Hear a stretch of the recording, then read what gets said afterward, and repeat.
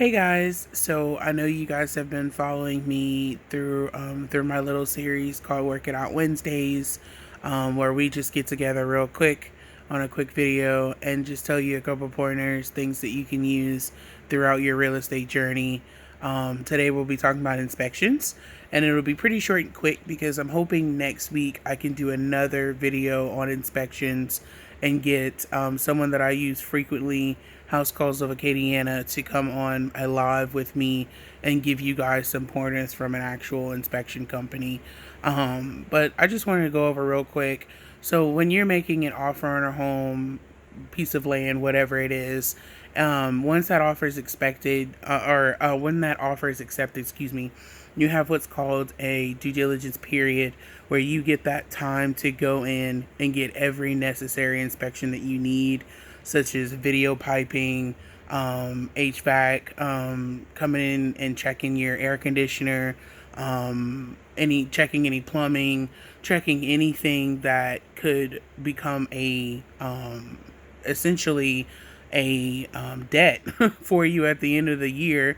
Because once you go in and things start breaking, then then now that's your bill that you have to pay, because you are a new homeowner. So you always want to make sure when you're in your due diligence period, which is normally 7 to 10 days. If you need longer than that, hopefully you do not, but you always go over that with your real estate agent. But in that 7 to 10 days, you need to just make sure you get everything checked.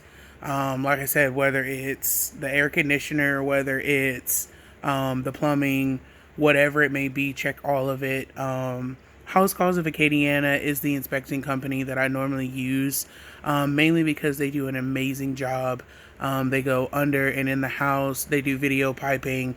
They also have a new awesome tool called the Repair Pricer, where they can actually do your inspection and then give you essentially an estimated quote on how much it would cost to fix those certain things in the house that they inspected. So that is awesome. You always want to make sure first that you hire or you shop around for an awesome inspecting company. You want to make sure that you're hiring someone you can trust, who's not in just for the money or to get a quick job done. They're in it to make sure that the house is actually inspected. Another good thing that House Calls does is they check for termites. So that's also an amazing thing. You don't want to miss out on that. Definitely use them in the future. But like I said, the first thing is shop around, look around, ask your realtor, ask your lender if they know any inspectors. Choose the best one for you and your wallet. The second thing is during the inspection period, you want to make sure that once you get the inspection report back, you thoroughly go over it. I see a lot of times where we have clients who just say, they give it to their agent and they say, well, you take care of it. We want, everything repaired that needs to be repaired, and then you go from there.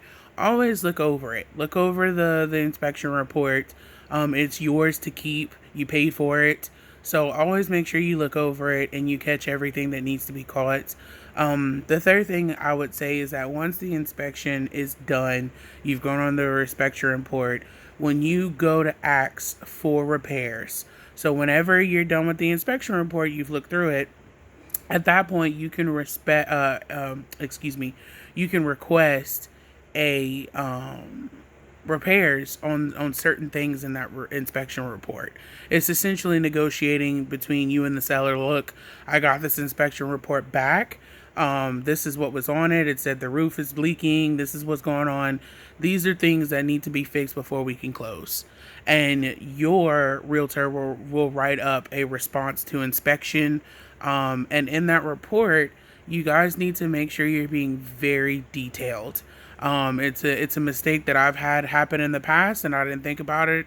And now that I've learned better, I do better. So make sure you are very detailed in your response. If it says it needs to be seen by a licensed professional or a licensed contractor, you need to make sure that you put that. Don't just put, hey, repair this or repair that.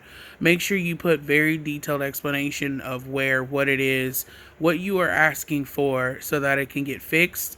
There's no excuses as to why it didn't get fixed because they didn't understand or they didn't know any better, or because they were confused about what you wanted.